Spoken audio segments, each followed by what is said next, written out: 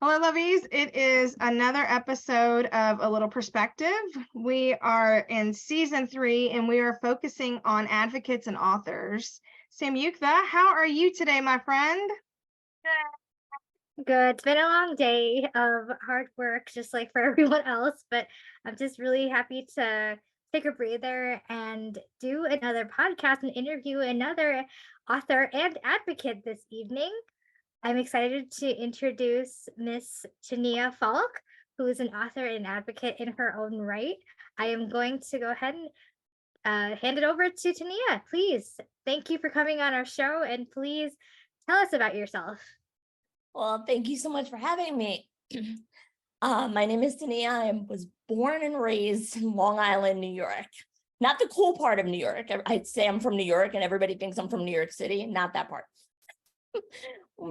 Suburban Long Island, New York. But I was born with Osteogenesis Imperfecta, more commonly known as Brittle Bone Disease.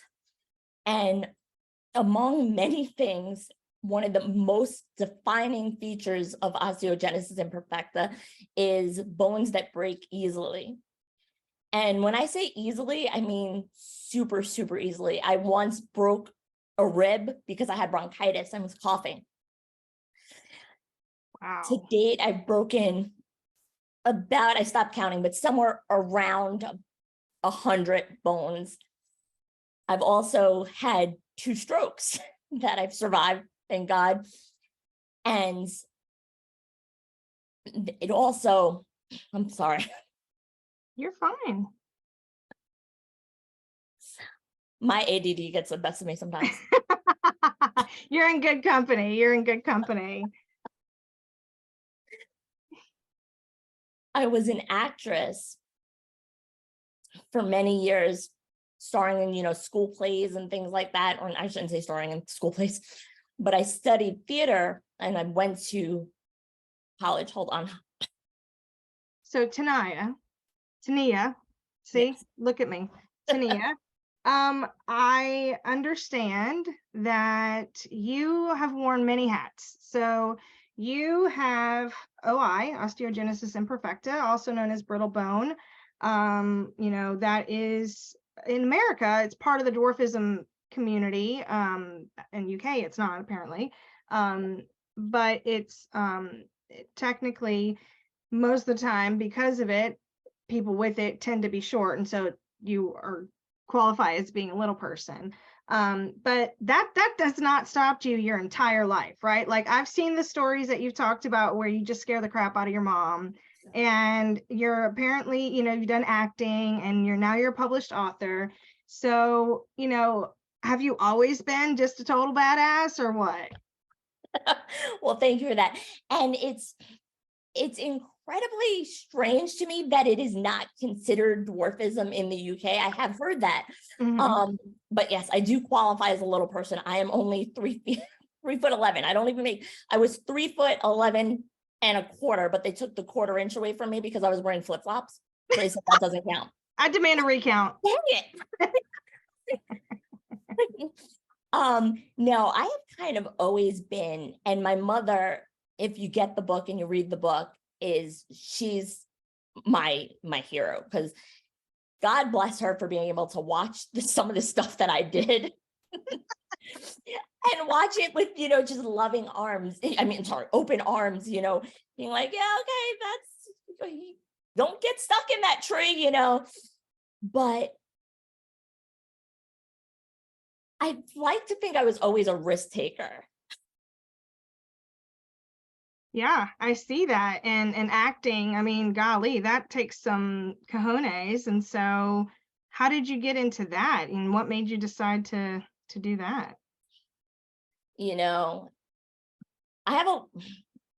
have a love-hate relationship with my my former theater years, because I am a little person. Mm-hmm. There aren't a ton of shows written for little people or with little people in mind that aren't caricatures of who we are. And I found myself at war with myself in college. I was in school plays and, fell in love with theater. Theater gives you a home. There's a bunch of nerdy kids just like you, and no matter what you're going through, they'll embrace you, it's a full of diversity and inclusion and things like that. Something that I longed for in high school. So shout out to my to my high school theater buddies. But when I got to college, I wanted the meat. I wanted nothing more. Still to this day, want nothing more than to be Abigail in A Crucible. Abigail and And what?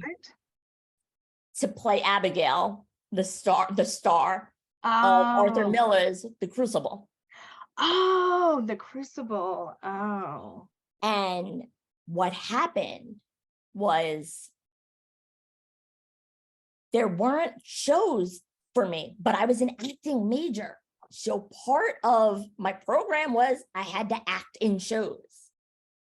So what they did was they seemingly out of thin air, okay, with zero discussion, invented this theater children's program where it was cool, but we were always doing children's shows.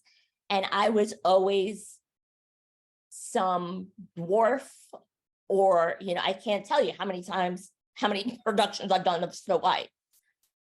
And I feel terrible now looking back at the things that I did and not having the voice, because I wanted so badly to act. I wanted to be in the program, but I also wanted to stand up for myself and say, there's no way in hell I'm jumping up and down. But no, what I did was I jumped up and down. And I jumped up and down a lot and made fun of myself, and people laughed. But the harm I was doing to the community, I didn't feel until much later. I was like, what were you thinking? yeah. Yeah. How did you realize that? Like, what made you realize that? My mom actually, I wasn't getting cast and I was doing these shows and whatever. And she said to me, one night in the heart to heart, I was upset because I hadn't gotten cast in a production of The Crucible. And she said to me, the most important story you'll ever tell is your own. And that's when it dawned on me that I need to write my book. I need to write my story. And just thinking about the weight of who I am and what I can do, I was like, I don't have to be a troll. I'll never forget a bar I used to go to. Okay, this is terrible, and I didn't do it. But a bar I used to go to in college approached me as being the shot girl on St. Patrick's Day. Oh, I didn't see that coming. So cool. And I'm like 22 years old and drunk, and I'm like, it'd be great. And then, I thought about it when I got home. I was like, no, you're 3'11". You'll get picked up by some out of his mind deranged. You'll be on the 11 o'clock news. Like, what happened to Taniya, But it's the things, things like that have power. And I think we fall into tropes, and sometimes even I, as much advocacy as I try to bring about, fell into some of those.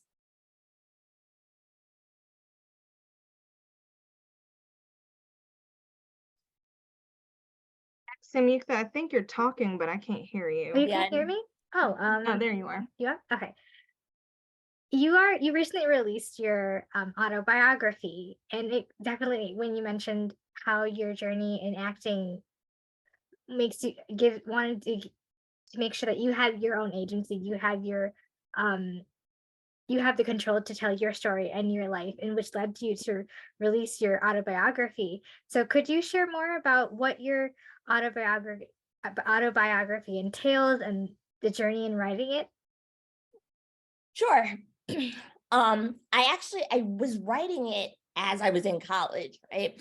And when I graduated, because I graduated from college with honors after having a massive brain hemorrhage. So I was 23 years old. Still to this day, nobody knows why I had this brain hemorrhage. But after an 11-hour brain surgery that saved my life, I was encouraged by, all the school officials, please, take the semester off, take a break, you need. And I was like, no, because if I take this semester off, that's going to put me a semester behind. I'm going to graduate with my peers, the kids, theater kids, like I said in the beginning, we're tight, I'm going to graduate with the kids that I started this journey with, I didn't want to be behind. And I ended up graduating with honors. So I sat down and I was like, hey, I'm going to write a book. I want to give people advice. And I feel like I had lived through so much at that point. You always think 23, you always think you lived through so much. But so I sat down and, and I was always encouraged to, I was called in inspiration by many people throughout, my life as my story went on and just kind of unfolded. People would see me and they'd say, oh, you're so inspiring. And I'm like, dude, I'm just over here. I broke my wrist sneezing, but okay. And I was like, I'll take it. And then my mom passed away.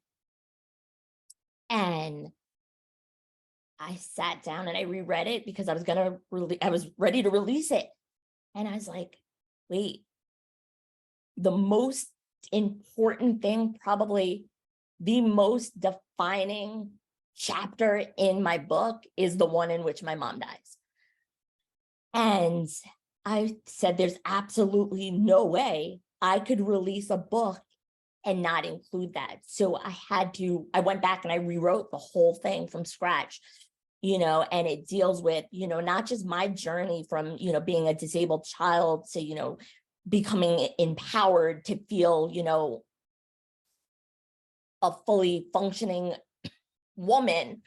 It deals with the grief process, losing your mother is definitely not easy. And she was my champion.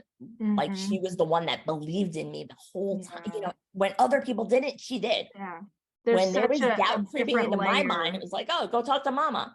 Yes, there's such a different layer with when there's a disability or a difference of some sort, and you have that relationship. Because when my sister passed, my mom, I mean, obviously anytime somebody loses a child, that's hard, but that layer, like, you can't deny that really adds a different feel to it. I'm so glad you included that in the book. Yeah. And I just feel like grief, no matter what stage of grief you're in, it can become all encompassing if you don't deal with it. And I had writing those chapters, it's the final 2 chapters of my book, really actually allowed me to work through it. I don't think I cried as much when she was passing as I did when I had to go back and write that. I was like, wow, okay. It was this unpacking of all of this. And I hope that helps somebody. I've gotten messages from people who do say that's a really hard part for them to read, because some woman said, she said, I could feel your pain in that. Yeah. That's a good author right there. Thanks.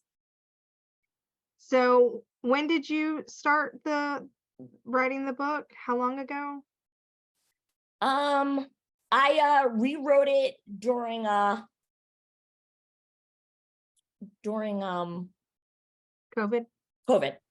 That thing we went through. That little thing. I read it. I was like, this is crap. What do you think you knew at 23? You didn't know anything. Then I rewrote it. And then, I published it. You know, No, I'm 41. I think you're my age, and I love being in my 40s.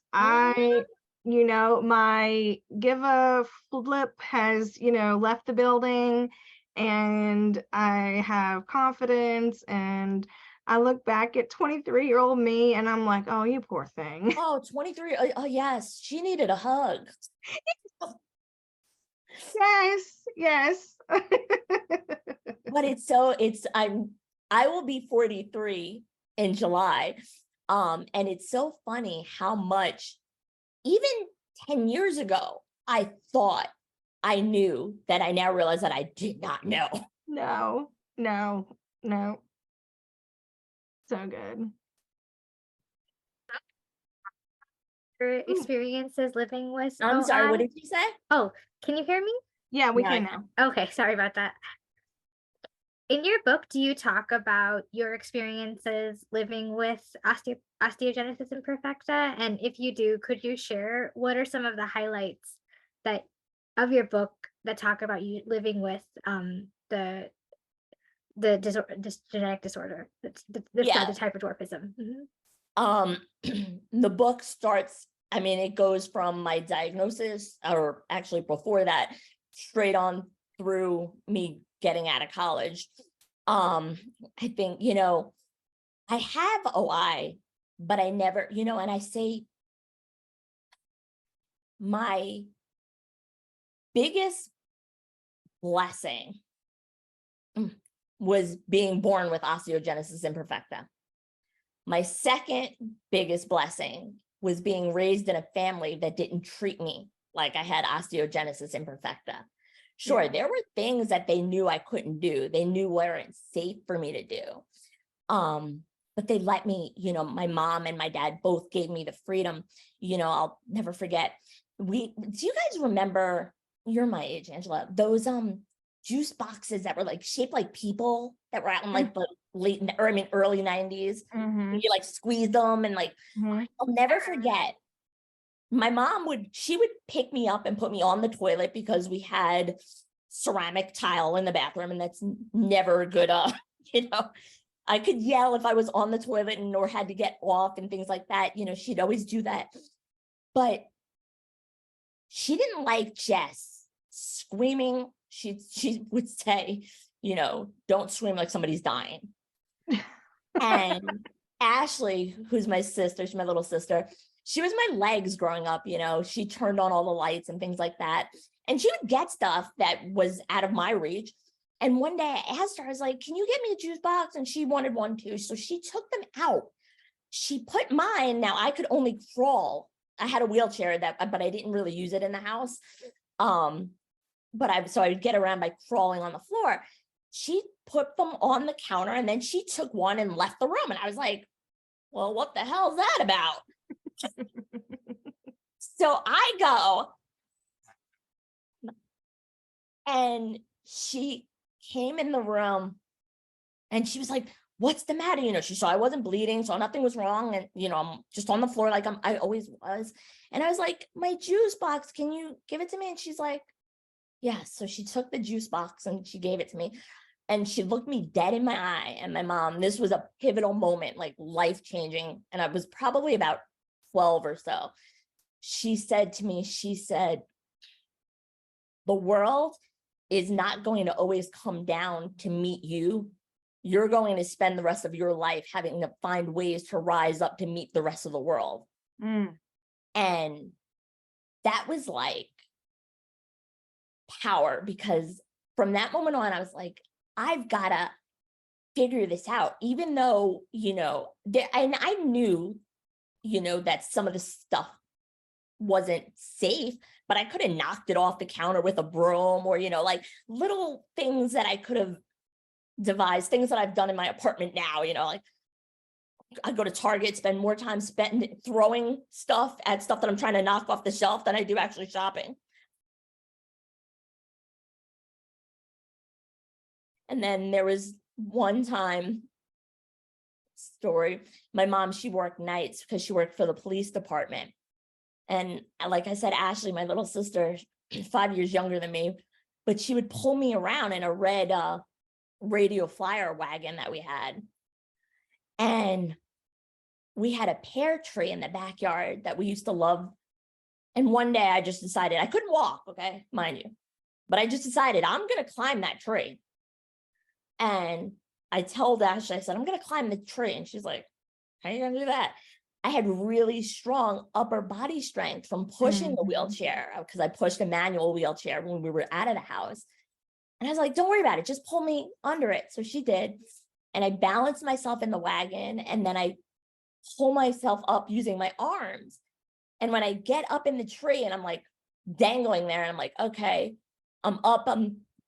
Didn't get very high, but now I'm scared. And I didn't trust my legs to get me down, because I'm like, oh, now what? These legs don't walk. And if I fall, I'm going to probably break everything. And Ashley's first reaction, whenever she got panicked or nervous or thought we were in trouble, she would like pre-cry. That's the kid she was. She was like, I cry just because I know we're about to be in trouble. And she started crying, and I was like, stop crying. She's like, I'm going to go get mom. I was like, if you go get mom, we ain't never coming out here again alone. Because disabled daughter with brittle bone disease hanging in a tree ain't going to be what she wants to see after working all night. I can guarantee you that. I was like, I just need you, just catch me. And she was like, okay. I don't know if her coordination was good, bad, or indifferent, but at that point, we didn't have any choice. And I just let go, and I made her promise she wouldn't let me fall. And she was like, okay. And she caught me. And then that was the end of my tree climbing career. Oh my gosh. How many bones have you broken? To date, over 100. I just broke a toe in Greece. I had to go all the way to Greece to break my first toe. And how does that work, right? Because you say I've broken over 100 bones, and somebody who's doesn't know somebody with OI is like, ma'am, did you just say 100? So how does that work? Do you have to go get it set every time, or you just kind of like oh, that's a fracture, I'm just gonna let it be? Or so typically when I was younger, my parents were actually investigated for child abuse. Oh gosh. Because I was literally going to the emergency room every couple of weeks, not even, multiple times a week. And I remember they separated us, and they had my parents somewhere, and they had me and this man in a suit.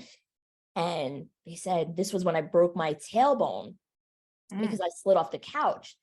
And they had made it up in their mind that I had been there already 4 or 5 times within the past like 7 weeks.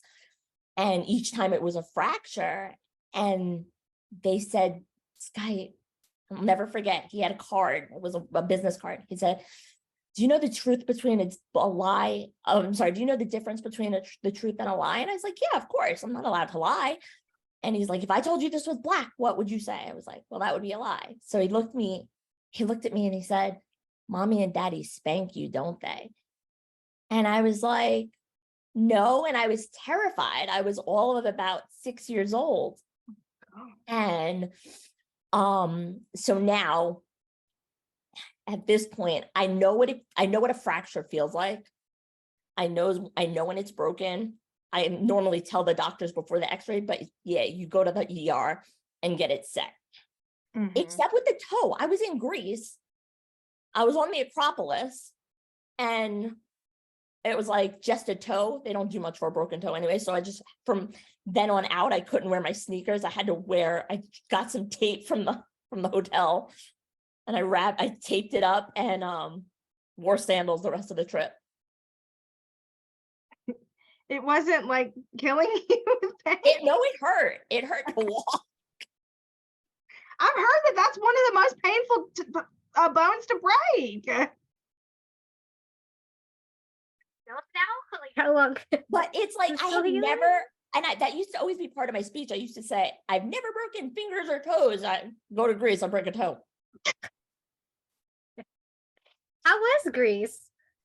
Greece was awesome. Yeah. Do you travel regularly? Um, I'm trying to do more of it.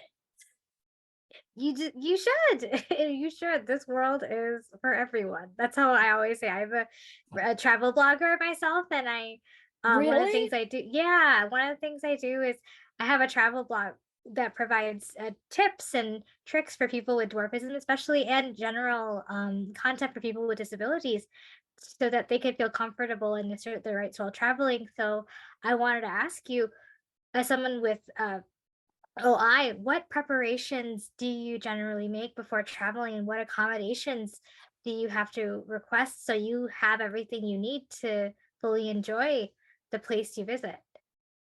So okay, Greece was my first international trip, and there was so much preparation going into Greece, not because of my physical disability, but I also have epilepsy. Remember that brain hemorrhage I told you about when I was 23? Um, that left me with a seizure disorder, which had been well controlled. I had a surgery that resected the part of the brain that was responsible for the seizures, that generated the seizures. So I had the seizure focus actually removed. I had that done in like 4 parts. I was seizure free for almost 8 years, and then they came back. Oh, wow. And literally right before I was supposed to go to Greece, my trip to Greece got rescheduled twice. Once because of COVID, because I was originally planning on going for my 40th birthday to celebrate, and then COVID hit, and then the world shut down, so nobody was going anywhere. So I rescheduled it, and then right before I was going, I was supposed to go April of I think it was April of 21. I was in Georgia, or no, April of I think 22. I was in Georgia for business, and I had a seizure and ended up in the hospital. So then I was like, well, that's not good. And I had to reschedule. So that's the preparation that I do all really surrounds a lot of my epilepsy, trying to like put, people on notice where I'm going to be, trying to make sure that there are hospitals in the area should I need to get to one, things like that. Greece, I really should have done more research on, because the entire country is on a hill. So for somebody with short legs, it's if you're either walking upstairs or walking up a hill. I don't know which or is more tiring for your legs. Yeah, and then it's what, cobblestone in a lot of Right. places. Yeah. Yes. But It's like me walking on sand. I can't even imagine what it must have been like for people, because I went to do all the nerdy historical stuff. Mm-hmm. I couldn't even imagine what it was like for disabled people in that era. Like, could you imagine what being 4 feet tall in the era of 2000 BC? Right. So, I love that Samyukta talked about her blog. Samyukta, where can we find your blog at? Justalittletraveling.com. That's awesome.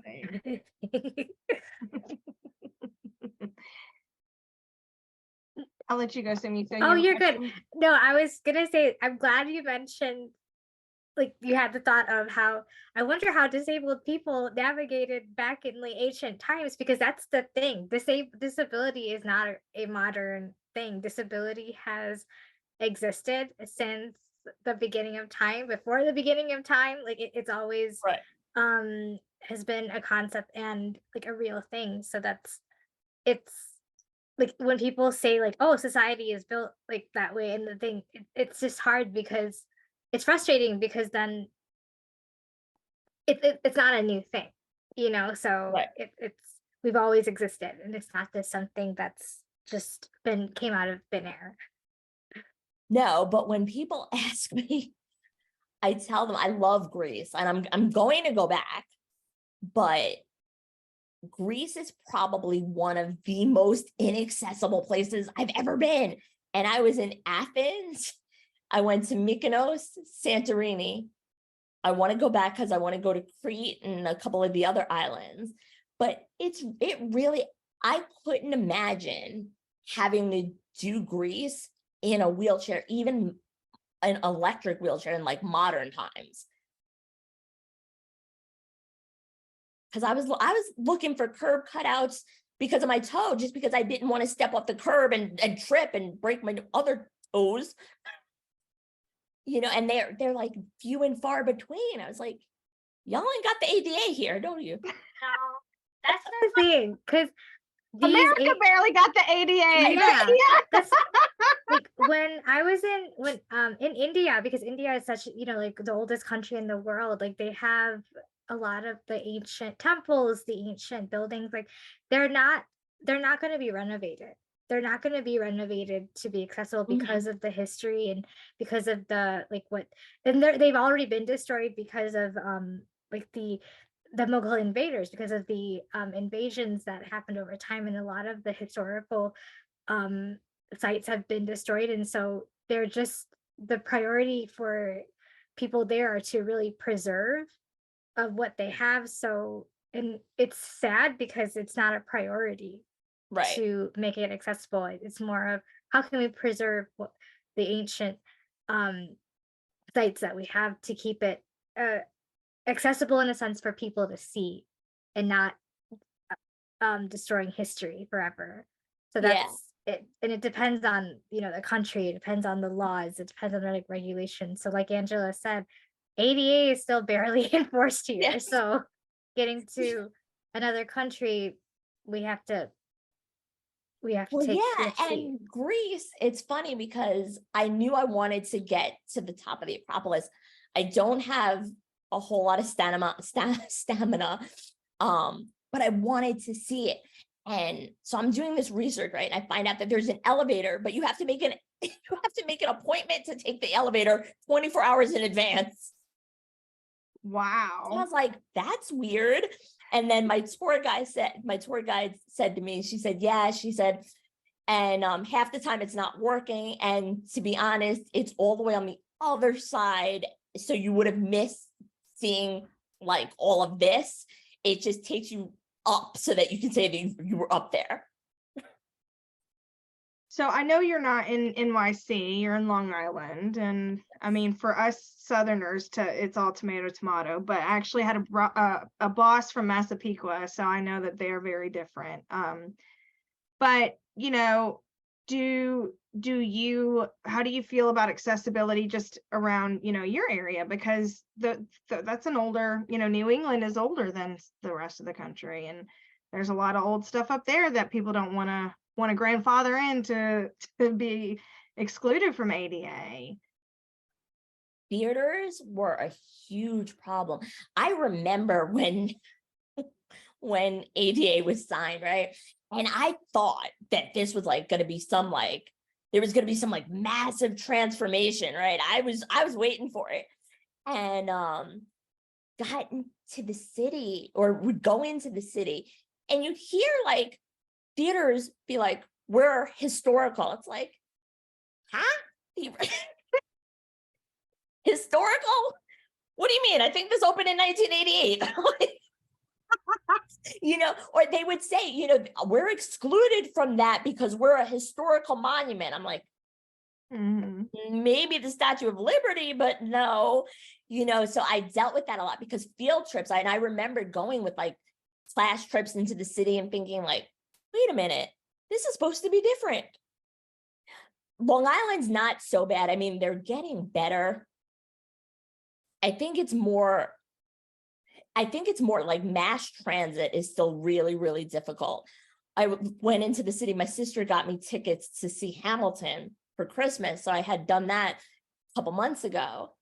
And the elevator to get down to Penn Station to get like to the track, it's always sketchy because you're like, do I get in there? Do I not get in there? And now they've have some cop sitting outside the elevator, but the door is wide open. So I looked at him and I said, is the elevator working? And he goes, yeah. And I was like, okay, well then why is the door just open? Yeah. Like, typically elevators, close when they're, I don't want to be the person stuck in here. Right. Keeping track of that. Like it's such a problem in Chicago too, because like not all of the L stops are wheelchair accessible, and only maybe like a certain ones. And I think there was a law that was passed to put some investment in improving the public transportation system in the country, but who knows when we're going to see any real changes. And I remember when I was using the wheelchair and I was in college, we'd go into the city a lot, but there's a gap, a huge gap to get onto the train. You have to have long legs, okay, at least legs longer than mine. Or if you can pull it off, or you can notify the conductor upon stopping the train that you need a ramp, he can go and get one. But it's like, try finding the conductor when the train stops. Like, I don't even know where Right.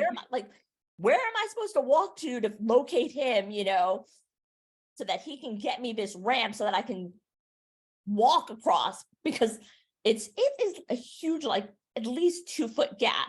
Yeah. I mean, it literally says, watch the gap. Yeah. And that's one of the things I hope that I see change in the future, that the onus of having accessibility is not on the disabled person. Like, why is it my job to find the conductor to tell him that I need help to get on the train, instead of it's the conductor's job to, upon stopping, to check the what do you call it, the platform, to see if there's any disabled person that might need assistance. Exactly. That's one thing I hope changes. So my big takeaways from this call today are the message that your mother sent, that the world will not come down to you. You will have to find a way to rise up to the world. And I tell my kids and everyone that I will not change my kids for the world. I will change the world for my kids. So I love that your mom said that. And like you said, the onus should not be on us as people with disabilities to scrape, fight, and beg for basic accommodations. If they made it a priority in the way that they make other things a priority, we would all be a better citizenry. So thank you so much, Taniya, for being here with us, for chatting with us. This was such a great conversation. How can people get your book and, connect with you? My book, okay, I can speak. My book is currently available on Amazon. It is called Perfectly Broken: My Life with Brittle Bone Disease and Finding Peace in the Pieces. Here's the cover, me all wrapped in bubble wrap. That was my favorite photo shoot ever. And it is available on Amazon. You can find me by just searching my name I'm on Instagram. I am on Facebook as well. Excellent. Love to connect with people. Excellent. Well, thank you so much. Really, I love being your Facebook friend. I love what you do. I can't wait to read your book. And we will put those links in the comments. Thank you, Samyuktha, for another amazing conversation about advocacy and authors. We hope that everybody has a wonderful day, and we love all of you. Bye, y'all.